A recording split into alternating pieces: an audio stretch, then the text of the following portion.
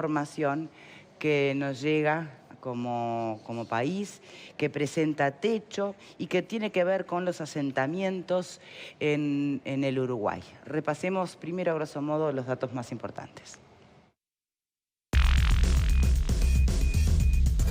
Techo, conocida también como Un Techo para mi País, es una organización que nació en Chile y hoy está presente en varios países de América Latina y el Caribe. Por primera vez hizo un relevamiento en Uruguay entre el 16 de marzo del año pasado y enero de este año. Detectó en todo el país 656 asentamientos, en los que hay 60.191 viviendas. El 31% de los asentamientos del país presentan materialidad precaria en techos y paredes, ¿cierto? Ahí encontramos un incremento bastante importante y donde hay que poner un eje en la zona de Paysandú, Salto, Rivera y Maldonado, que ahí ya no es el 31% que es la media nacional, sino el 59%. El 33% de las viviendas de los asentamientos no tiene conexión regular de agua potable y se abastece a través de otros sistemas como tanques o conexiones con vecinos. El 41% no tiene conexión regular de energía eléctrica. El 86% no está conectado a la red de saneamiento. El 61% de los asentamientos está en Montevideo, el 15% en Canelones y 6% en Artigas. Llama especialmente la atención Artigas porque en poblaciones casi el 10-12 de población en el país, pero concentra, es el tercero en asentamientos. Entonces llama la atención qué está sucediendo también históricamente en Artigas. Flores, el departamento con menor población del país, es el único que no tiene asentamientos. En el trabajo que presentó Techo no se ha realizado comparación con otros países, ni se ha establecido cuántas personas viven en asentamientos en Uruguay. Bien, vamos a darle la bienvenida a quienes nos acompañan, integrando Techo en Uruguay, como directora ejecutiva Belén González, como directora territorial Laura Posada. Gracias a las dos por estar hoy aquí con nosotros y acompañarnos. Gracias a ustedes. Bien, en primer lugar, me gustaría una reflexión por parte de ustedes, que son quienes presentan esta información, en una investigación y en un trabajo de campo llevado adelante también con herramientas o instrumentos del propio Estado, ¿no? Para colaborar en estos números. Sin hablar de porcentajes, sin pegar números, sino pensar en lo que es el desarrollo humano o su potencial, ¿no? ¿Qué reflexión merece estos datos cualitativamente? Para empezar, como reconocer que si bien como país hemos avanzado muchísimo, como decías, en cuestiones que tienen que ver con medidas de salir, digamos, de la pobreza de acuerdo a cuestiones monetarias, entender que este ejercicio nos vuelve a poner arriba de la mesa la situación en la que viven miles de uruguayos y uruguayas en los asentamientos informales de nuestro país.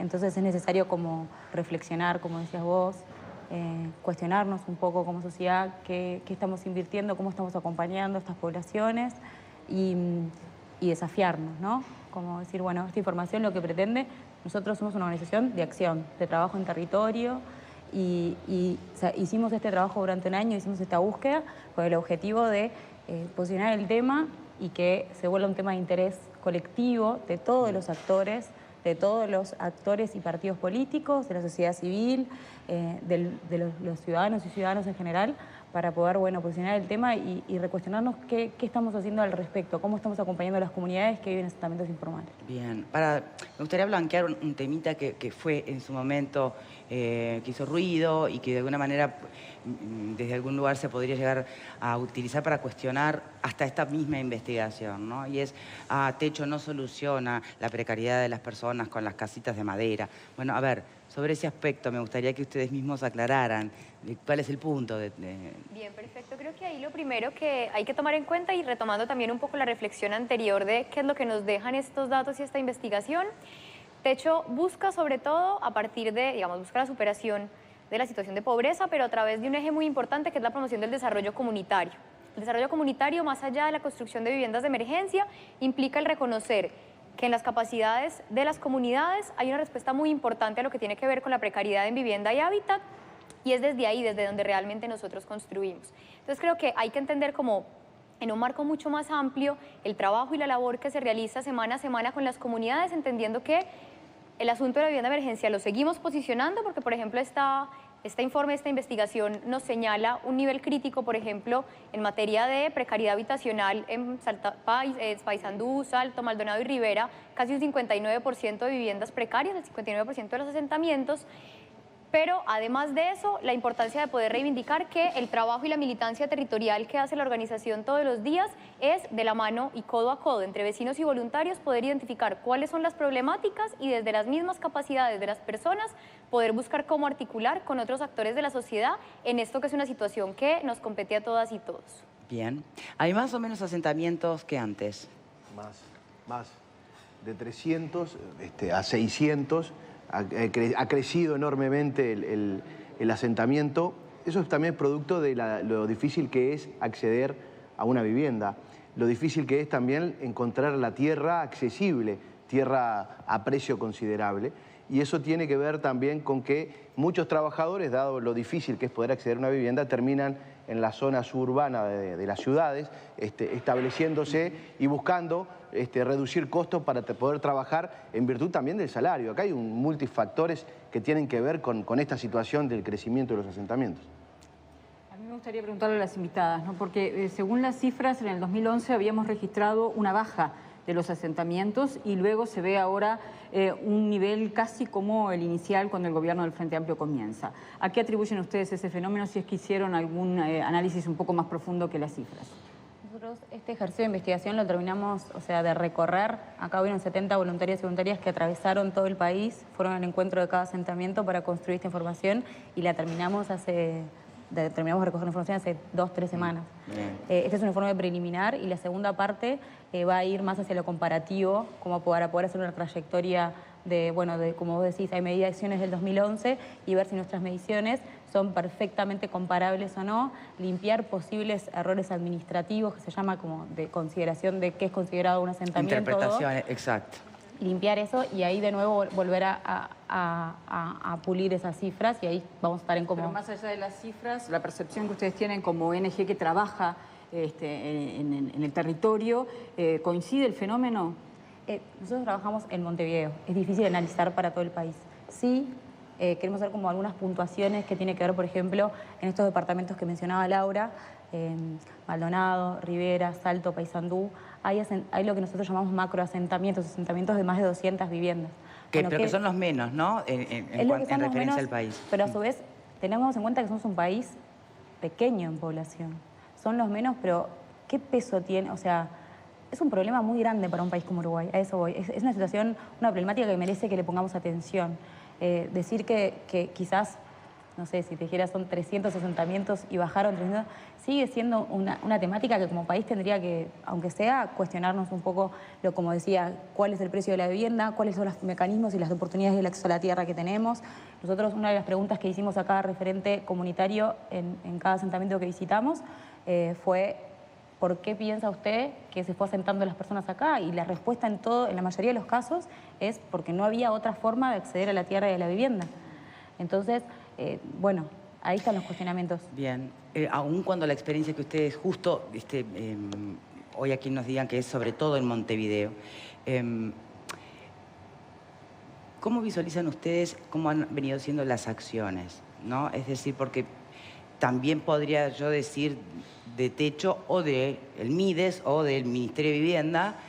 Bueno, a ver, tal vez algunas de las acciones o políticas que se han llevado adelante, más que procurar el sacar a las personas del asentamiento, ofreciéndoles la convicción o la esperanza de un modo alternativo, ¿no? de mirar la vida es perpetuar su permanencia en el asentamiento, es perpetuar su condición de vida entregada al techo bajo, ¿no? Entonces, ¿qué lectura hacen de esa mirada? Mire, pues ahí creo que lo principal es entender que la forma de trabajo, el modelo en el que Techo, se acerca a las comunidades, parte de algo, y es entender la necesidad de generar la escucha, asertiva, y el poder entender cuáles son las opciones que plantean las personas. Entonces, al momento de llegar nosotros a trabajar un asentamiento, la premisa inicial no es sacar a la persona o sacar a la comunidad, porque tenemos que entender también que existen asuntos relacionados con la pertenencia, con la identidad, con cuestiones que en la medida en la que haya una posibilidad de regularización de un lugar, no necesariamente la opción tendrá que ser un realojo. Entonces siempre el momento inicial de la llegada es un acuerdo en común. Nosotros siempre a través de mapeos, ahora con la información del relevamiento tenemos mucho más, digamos, datos para poder llegar, pero siempre antes de empezar a trabajar es un acuerdo en conjunto. Nosotros le planteamos a las comunidades, esto es lo que nosotros hacemos, trabajamos por fortalecer capacidades comunitarias, trabajamos por mejorar temas de vivienda y hábitat, y lo hacemos en conjunto entre ustedes, pobladores de asentamiento, y el equipo de voluntariado que tenemos. Si ese modelo aplica y les llama la atención a los vecinos, hacemos ese acuerdo de trabajo conjunto, y ese acuerdo de trabajo conjunto parte de entender que ya antes de que nosotros llegáramos están pasando cosas. Algo de lo que nos dejaba esta investigación, por ejemplo, es que en Uruguay 1 de cada 3 asentamientos se encuentran organizados, es decir, en 1 de cada 3 asentamientos hay vecinos y vecinas que se juntan, identifican problemáticas y realizan soluciones. ¿Qué sería una solución? Una caminería, un salón comunal. Seguramente funcione muchísimo más ese espíritu de comunidad en los asentamientos que en lo que puede llegar a ser un barrio, ¿no? ¿Verdad? Nosotros estamos entre vecinos así y en realidad se nos ha perdido la posibilidad de tener una experiencia mucho más comunitaria que sí está presente, ¿no? Entender esto de que las personas que viven en los asentamientos, en la mayoría de los casos, como destacan, es porque es la última posibilidad del acceso a la tierra y la vivienda.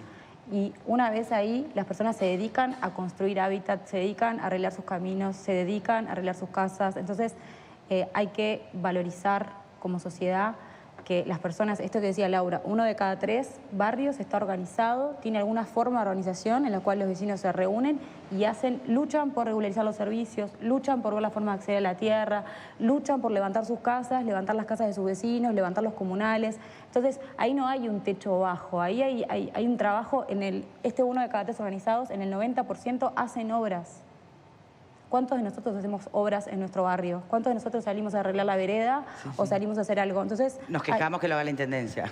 O sea, hay que, como sociedad, entender que no es que la gente que está en asentamientos no hace nada. Hace muchísimo. Hace sus casas, hace sus barrios. Hay que valorizar y poder entender eso. Y otra cosa importante entender es, por ejemplo, parte de lo que preguntábamos en la entrevista que se hacía un referente o una referenta, era qué era lo que más les gustaba del barrio, el aspecto más positivo. Y la gran mayoría de casos era la tranquilidad, la convivencia, la relación con mis vecinos. Entonces también hacernos nosotros esa pregunta. Si me preguntaran a mí, por ejemplo, qué es lo que más me gusta de mi barrio, tal vez no sea eso, tal vez sea la cercanía con ciertas cosas o qué tanto podríamos nosotros en los lugares donde vivimos decir que lo que más disfrutamos es la convivencia con los demás. Bien, permítame advertir y abro el panel. No, porque justamente lo que están diciendo, que además lo están diciendo porque lo han estudiado en el campo, ¿no?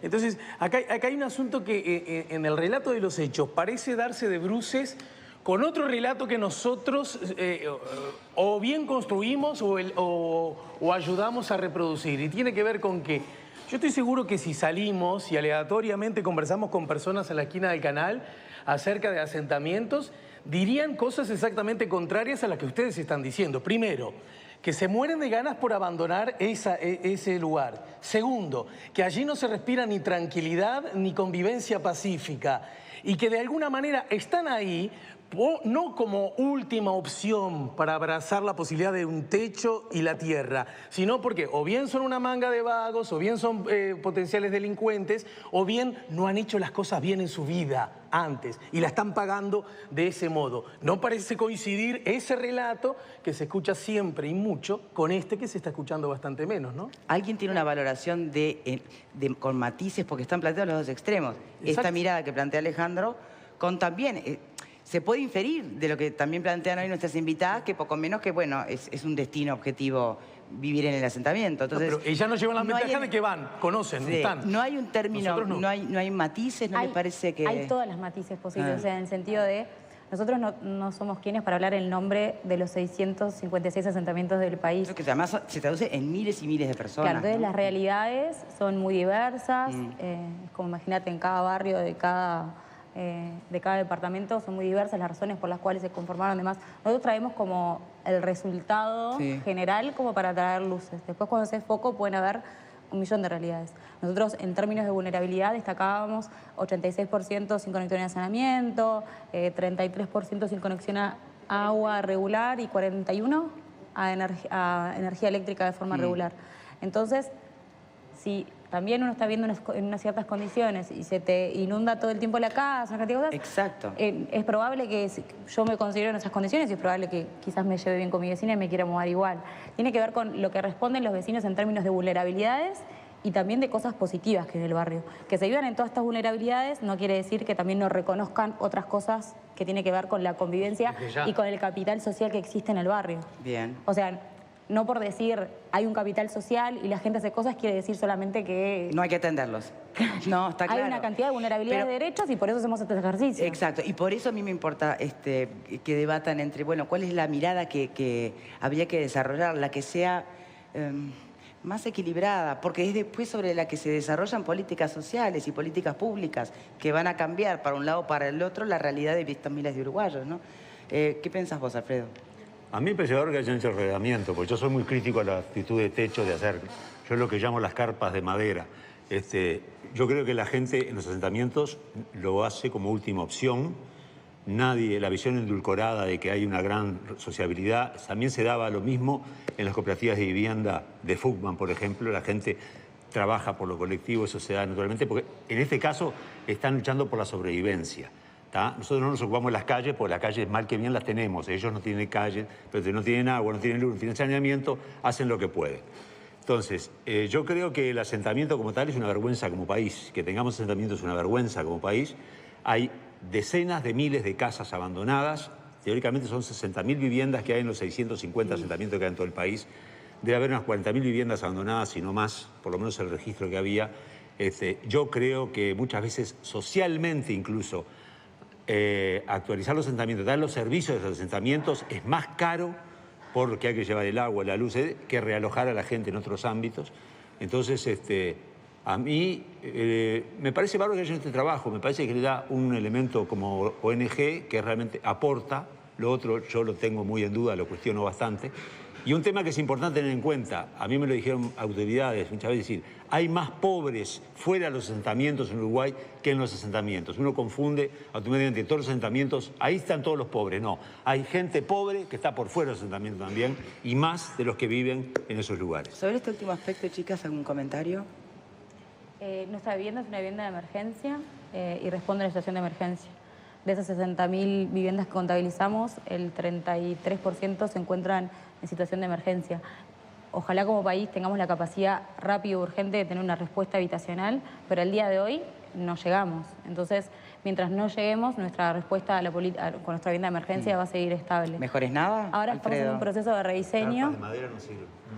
Pero mejor es nada, te pregunto. No, yo creo que lo que hay que hacer como sociedad, tenemos que tomar una responsabilidad por esa gente. Bueno, la gente que se muda actualmente porque hay aumento de inundación y hay que trasladarlos año tras año. Hasta todo el partido es ridículo. Ahí no se puede vivir más a gente, hay que realojarla. El gobierno no lleva nada a ese Perdón, lugar. tenemos Ellos viviendas... llevan algo, pero además me parece que no te podés quedar con la carpa de madera. Te tenés que quedar con la organización que implica pagar una cuota por la carpa de madera.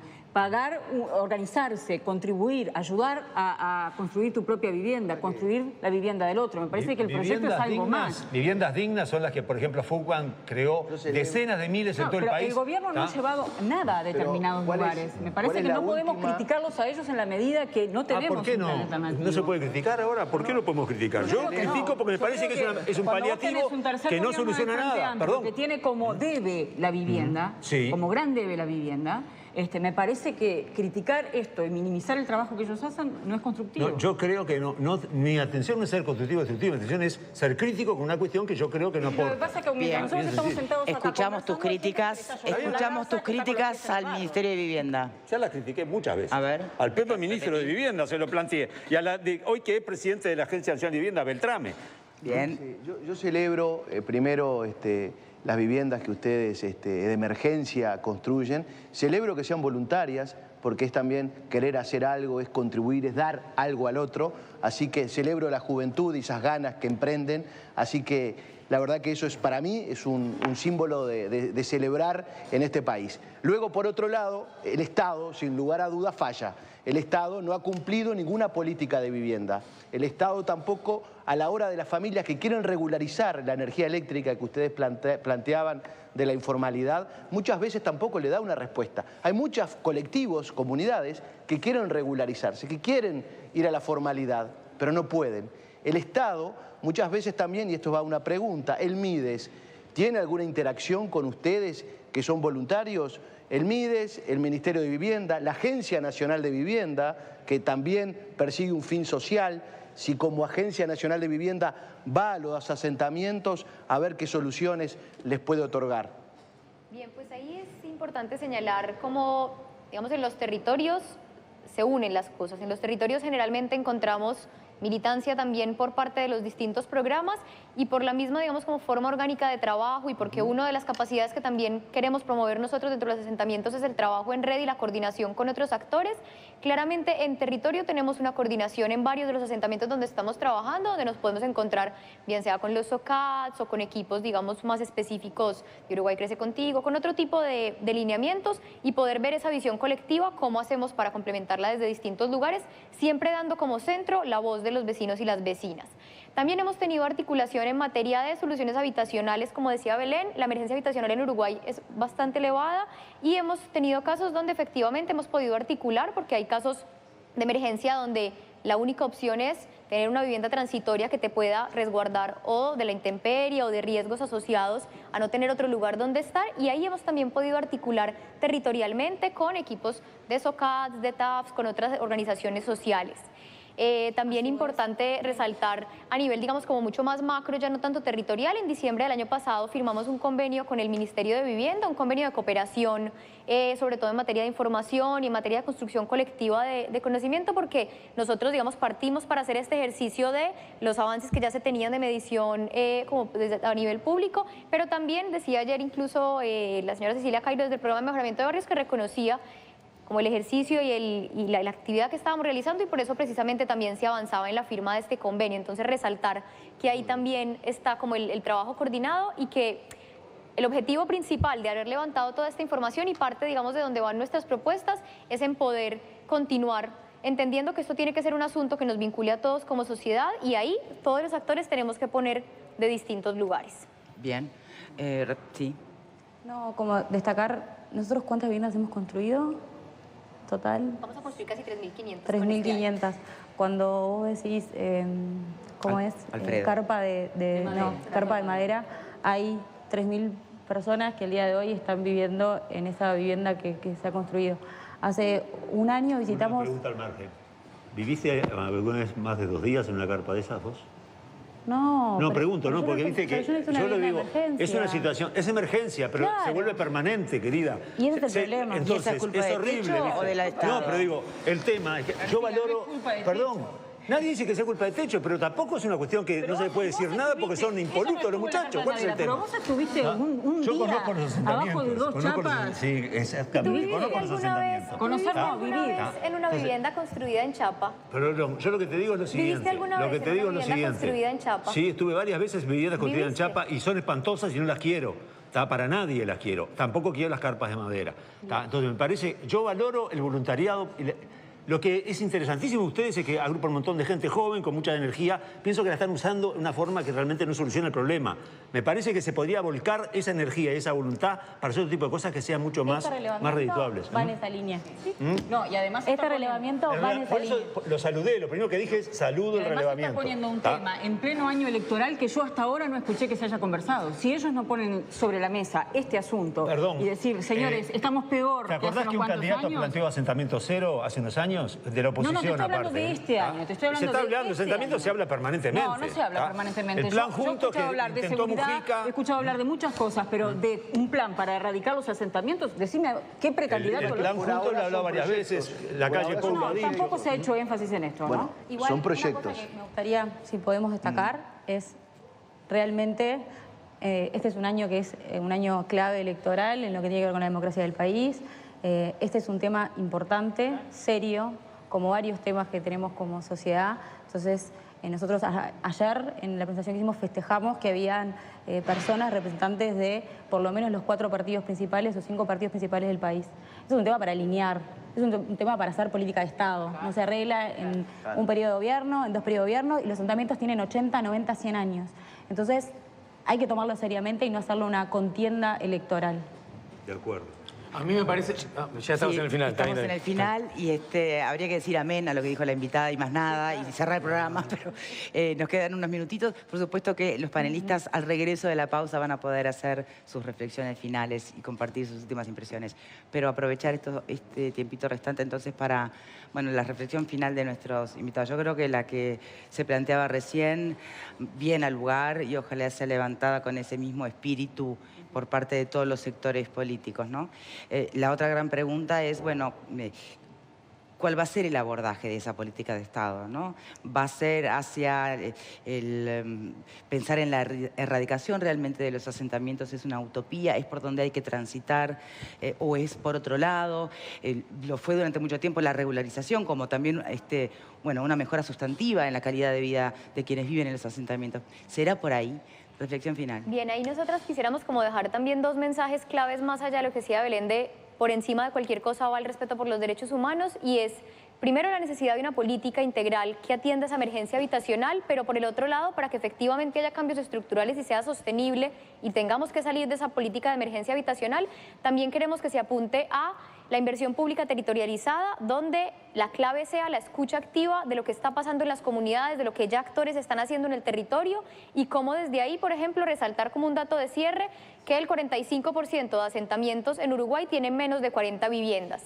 Eso es un puntapié importante para que podamos empezar a ver cuál va a ser la estrategia de trabajo. Sí, porque no parece tan inabarcable desde esa perspectiva. Y también 1 de cada 3 están organizados. Entonces, si sumamos estas dos cosas, sabemos que la gente ya tiene un capital social que está desarrollando. La apuesta es a hacer inversión pública territorializada que nos permita potenciar estas acciones de autogestión.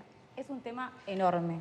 Si no empezamos por aunar esfuerzos en vez de dividirlos y si no usamos este tipo de luces que vienen desde las mismas personas o desde las mismas realidades, parece difícil. Pero si empezamos a fragmentar un poco para ir entendiendo distintos territorios, distintas posibilidades y alineamos los distintos actores políticos de la sociedad civil, referentes barriales, todos los que se quieran sumar, la cosa empieza a andar. Hay que alinearnos. Bien. No sé si tengo más tiempo o... No. Me queda un minutito. Y ¿sabes para qué voy a aprovechar? Porque obviamente los que estamos acá no tenemos ni idea lo que es la experiencia de nacer en un asentamiento, crecer en un asentamiento y forjar tus pensamientos desde un asentamiento, que algunos seguramente pueden enaltecer muchísimo nuestra capacidad como seres humanos por las cosas que contaba nuestras invitadas, ya no más pensando en la capacidad de generar comunidad, ¿no? Pero me imagino que debe haber en muchas otras áreas, una vulneración enorme de todo tu potencial en distintas dimensiones como persona. Danos un dato que nos pueda acercar para entender algo. Que podamos quizás compartir. Nosotras no nacimos en un asentamiento. Ninguna de las dos. No podemos hablar de ese lugar, pero... Bueno, pero sí están mucho más involucradas. Trabajamos de forma constante en 13, 14 asentamientos en Montevideo. Y, por ejemplo, en octubre del año pasado, a partir de nosotros en estos barrios sí hacemos construcción censal de información y habíamos sacado como un resumen de los barrios en los que estábamos. Y en esos asentamientos de Montevideo estábamos trabajando, el 50% de las personas tiene menos de 20 años, el 20% se reconoce como afro o mulato, el 9% se reconoce como descendiente indígena, la mitad de las personas que tienen trabajo, de los trabajadores y trabajadoras, lo hacen de forma regular y el 67% de los hogares la responsabilidad cae en la cabeza de una mujer. A su vez, los ingresos son menores a 10.000 pesos en el 40% de los hogares. Esta es una realidad... ¿Y cuán representativa de todo un país en realidad son con las diferencias porcentuales? No podemos imaginarnos si esto no es extendible. Es una luz, Exacto. pero sirve para sensibilizar y entender que es necesario invertir de forma urgente. Y para entender dónde está creciendo el Uruguay especialmente. Si más del 50% tiene menos de 20 años, el Uruguay crece en los asentamientos. Cuando pensamos que Uruguay es viejo es porque no estamos mirando donde tenemos que mirar. Belén, Laura, muchísimas gracias. Muchas gracias a ustedes por haber venido hoy con todos estos datos. Pausa y ya venimos. No tengas que elegir entre el olvido y la memoria.